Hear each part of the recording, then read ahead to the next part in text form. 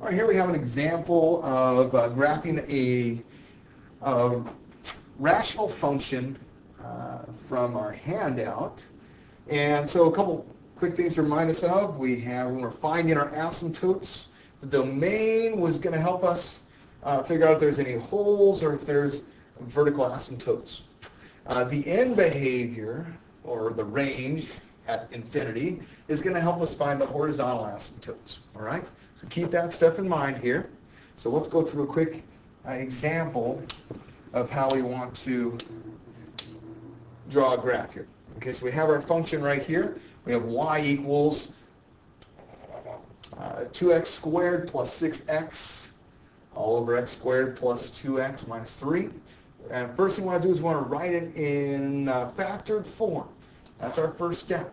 So if we factor the top, we can pull out a 2x, and we have x plus 3 left over. And the denominator factors to x plus 3 times x minus 1. Then the question is, are there any removable discontinuities? Well, let's back up, going too fast here. So this tells us that x cannot equal negative 3, and x cannot equal positive 1. Those numbers are not good because those numbers will give us a 0 in the denominator. So, are any of these removable? Well, we can find that out by looking at these two terms here that cancel. So since those x plus 3's cancel, we can see that x equals negative 3 is a removable discontinuity. Okay? So that's going to give us a hole in the graph. Then we got our vertical asymptotes. Well, since x minus 1 is not removable, then this is our vertical asymptote, the equation x equals 1. So we can come over here to our graph, kind of looking ahead, and we're going to have a vertical asymptote at negative 1. Okay. I'm sorry, positive 1. Yeah, let's try a different color. So at positive 1,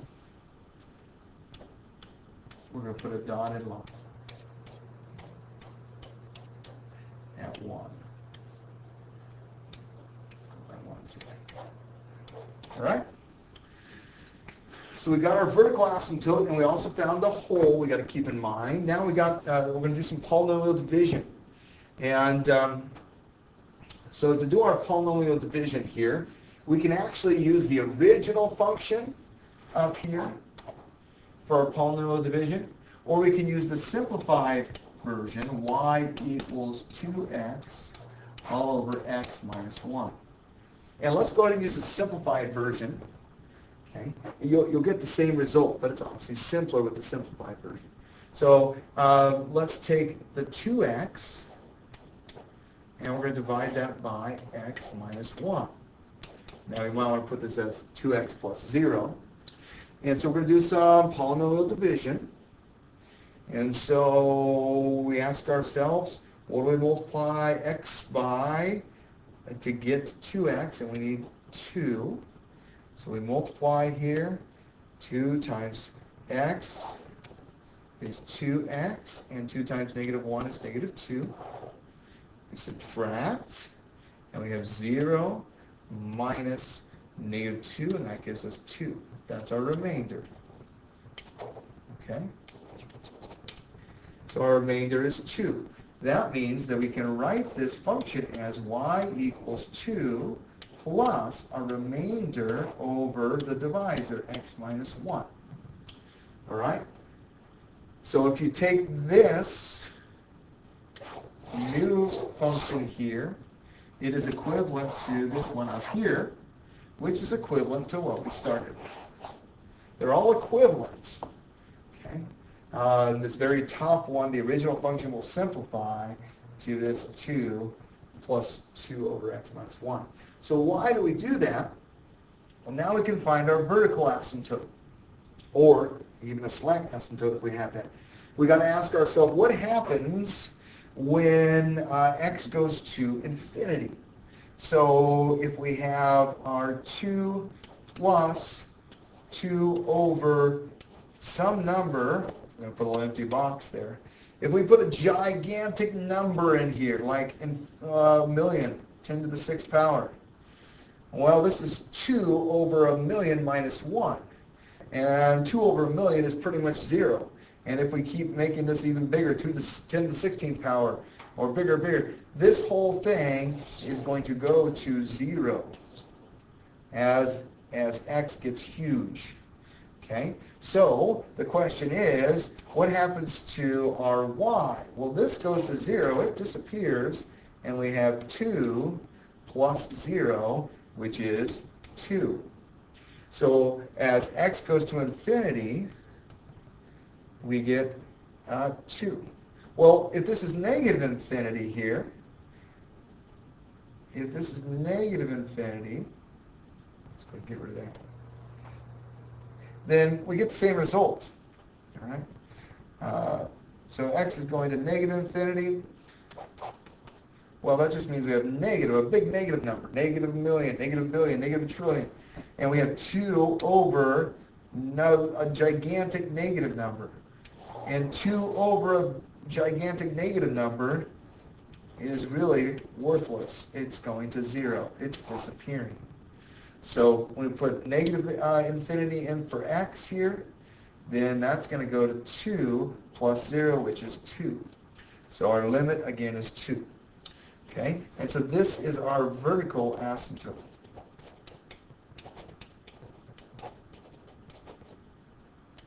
Okay? All right. Yes. Hold on, check that. This is a typo. Let's make that horizontal asymptote. Okay. This is a horizontal asymptote. All right. So our horizontal asymptote is 2.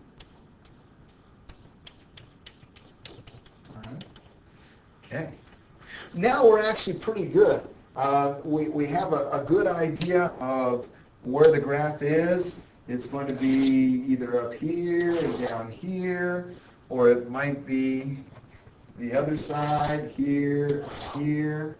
It's going to be something like that. So we could actually just test some points, but let's go a step further and let's think about what happens to our function here as, let's wipe this out here. So this was our horizontal asymptote. Okay. Let's see what happens as x goes to our asymptote, our vertical asymptote. Okay. So, let's see. Now that I read this, this was actually fine. Okay. We're going to call our vertical asymptotes A. All right. So up here we said our vertical asymptote was 1. So let's say that is our A value. Okay. And so the question is this: what happens to this equation as we put a number in for x that is a little bit bigger than A? Remember, A is 1. That's our vertical asymptote.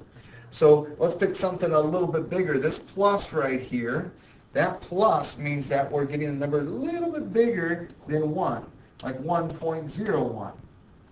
Well, this is going to be a positive number. Okay? So this is going to be positive. Okay? And 2 is obviously positive.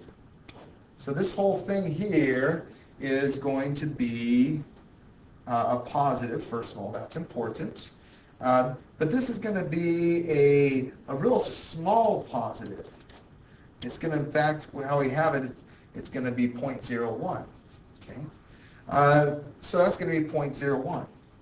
So we have 2 over 0.01. Or what happens if we get even closer?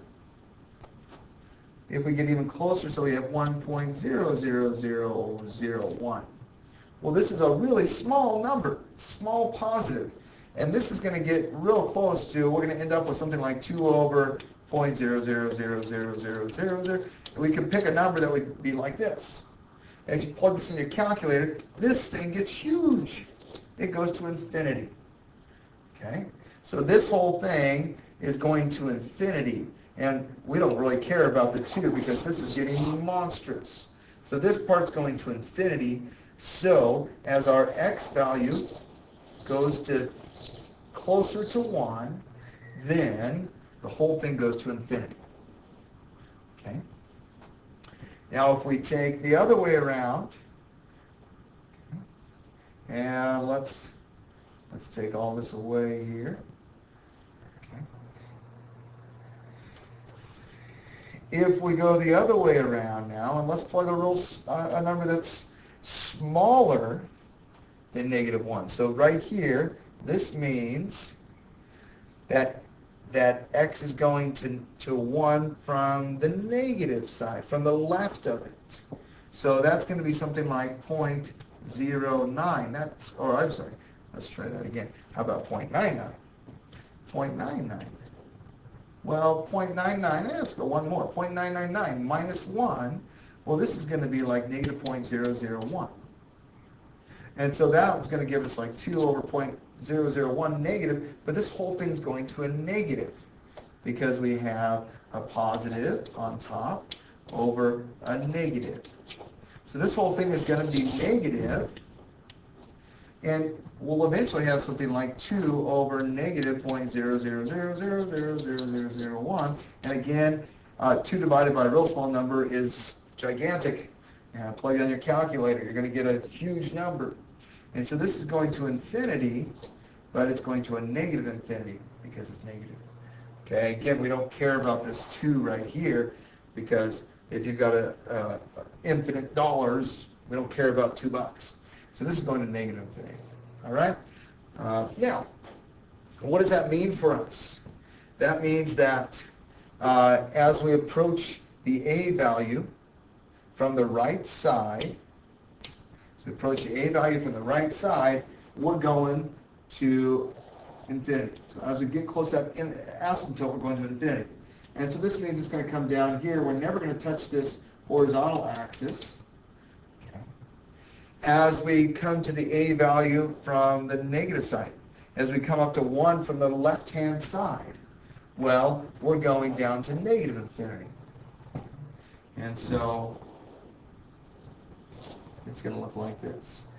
We're going down to negative infinity here. Okay. So we're going down to negative infinity down this way. Okay. All right. And so that's how we graph the equation. We kind of skipped a step here, so let's back up. We find the equation of the horizontal asymptotes, what we kind of already said in there. Horizontal asymptote was at right here, y equals 2. Okay. Y equals 2. That was our horizontal asymptote that we got above. Okay. All right. And to graph it, well, we already got, there we go. If you check it on your graphic calculator, that's what you get. So, using these steps, factor it, look at what cancels. Oh, we've got one step. We've got a hole. Don't forget this hole. So, at x is -3, there's a hole. And so what that means is this. If we plug -3 in here, let's go to this simplified function. We get y equals 2 plus 2 over -3 minus 1. And this is 2. And this whole thing here goes to -1/2. So this is 2 minus 1/2, which is 1.5. So when x is -3, y is 1.5. It's actually going to be right here. And so that is a removable discontinuity. So we need to put a little hole there. That point doesn't exist. And so now we have the final graph. If you graph this on your calculator, you won't see that hole.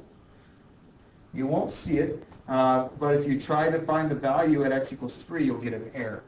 So there we have our graph with the hole and everything.